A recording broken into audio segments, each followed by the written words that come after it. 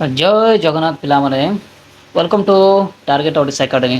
ଦେଖନ୍ତୁ ପିଲାମାନେ ବର୍ତ୍ତମାନ ମୁଁ ଅଲ୍ ଟ୍ରିପଲ୍ ଏସ୍ ସାଇଟ୍ରେ ଅଛି। ଦେଖନ୍ତୁ ନୋଟିଫିକେସନ୍ କ'ଣଟା ବାହାରିଛି। ଦେଖନ୍ତୁ 24 ତାରିଖ ବାହାରିଛି। ଏଇଟା କ'ଣଟା ଥିଲା?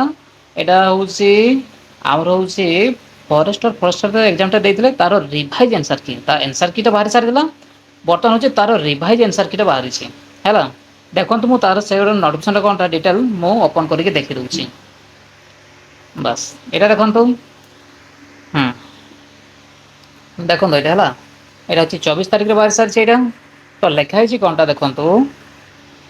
ଦେଖନ୍ତୁ ବାସ୍ ଏଇଟା କ'ଣ ଲେଖା ହେଇଛି ଦେଖନ୍ତୁ। ଏଇଟା କ'ଣ ଅଛି ପବ୍ଲିଶ ରିଭାଇଜ ଆନ୍ସର କି ହେଲା। ତ ଏଇଟା କେବେ କଣ୍ଡକ୍ଟ ହେଇଥିଲା ଏକ୍ଜାମଟା? ଏଇଟା ହେଉଛି 16 ଏପ୍ରିଲ ଟୁ 3 ମେ ହେଲା। ଏଇଟା କ'ଣ ହେଇଛି ତାର ଫରେଷ୍ଟ ଗାର୍ଡ ଏକ୍ସାଇଜ କନଷ୍ଟେବଲ ଯାହା ଆମ ହେଇଥିଲା ତାର ବର୍ତ୍ତମାନ ରିଭାଇଜ ଆନ୍ସର କି ବାହାରି ସାରିଛି। ତ କ'ଣ କରିବା ଦେଖିବା କେମିତିରେ ଦେଖନ୍ତୁ ଏଇଟାକୁ ଆପଣ ମାନେ କ'ଣ କରିବେ? ଏଇଟା ତାର ଅଲ୍ ସାଇଟ୍କୁ ଯିବେ ହେଲା। ସେଇଠି ଯାଇକି ଆପଣଙ୍କର ଲଗ୍ଇନ୍ ଆଇଡି ଯାଇକି ଆପଣ ସେଇଠି ଦେବେ। ଦେନ୍ ସେଇଠି ଆପଣ ଲଗ୍ଇନ୍ କରିପାରିବେ। ଏଇଟା ଦେଖାହେଇଛି ରିଭାଇଜ ଆନ୍ସର କି। ଏଇଟା ଥିଲା ଆପଣମାନଙ୍କ ପାଇଁ ହେଉଛି ସର୍ଟ ଇନଫର୍ମେସନ୍।